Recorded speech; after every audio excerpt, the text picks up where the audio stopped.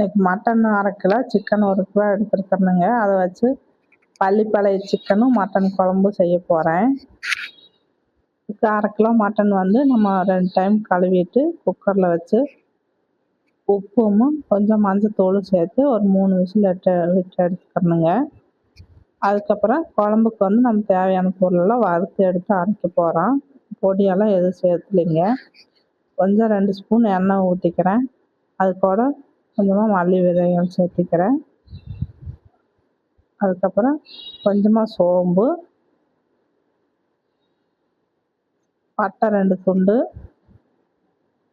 கிராம்பு 2 துண்டுங்க, கொஞ்சமாக மிளகு, சீரகம், வரமிளகா ஒரு 5-6 மிளகா சேர்த்துக்கணுங்க. அதை சேர்த்து நல்லா வந்து வறுத்துக்கலாம்.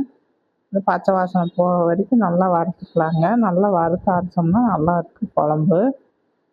ரொம்ப கருக விட்டுறக்கூடாது. கொஞ்சமாக வந்து கசகசா போட்டுக்கலாம். 2 கருவேப்பிலை சேர்த்துக்கலாங்க. சேர்த்து அதை ஒரு மிக்ஸி கப்புக்கு மாற்றிட்டு ஒரு 2 ஸ்பூன் எண்ணெய் ஊற்றி மறுபடியும் வந்து சின்ன வெங்காயம் 200 கிராம் கட் பண்ணி வச்சுருக்குறேங்க, அதையும் சேர்த்துக்கலாம். கொஞ்சமாக இஞ்சி பூண்டு எடுத்து வச்சுருக்குறேன், அதையும் சேர்த்து நல்லா வறுத்துக்கலாங்க.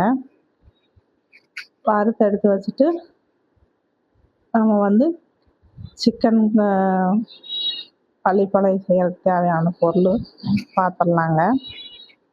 அதுக்கு ஒரு கடாய் மண் சட்டி தான் வச்சுருக்கிறேன். நல்லெண்ணெய் ஊற்றிக்கலாம். நல்லெண்ணெய், கடுகு, வரமிளகாய், இஞ்சி பூண்டெல்லாம் தட்டி வச்சுருக்குறேங்க. தட்டி சேர்த்தோம்னா அந்த ஃப்ளேவர் வந்து சிக்கனில் இறங்கி நல்லா இருக்குது. அது கூட சின்ன வெங்காயம் கட் பண்ணி வச்சுருக்கிறேன், அதையும் சேர்த்துக்கலாம். கொஞ்சமாக மஞ்சத்தூள், தேங்காய் வந்து தோல் எடுத்துட்டு சின்ன சின்ன குட்டி குட்டி பீஸாக கட் பண்ணி வச்சுருக்கிறேன், அதையும் சேர்த்துக்கலாங்க. சேர்த்து சிக்கன் சேர்த்து கொஞ்சமாக தண்ணி சேர்த்து நல்லா கலந்து விட்டு தண்ணி சுண்டினதுக்கப்புறம் இறக்கலாம். இப்போ மட்டன் குழம்பு தாளித்து விட்டுடலாங்க.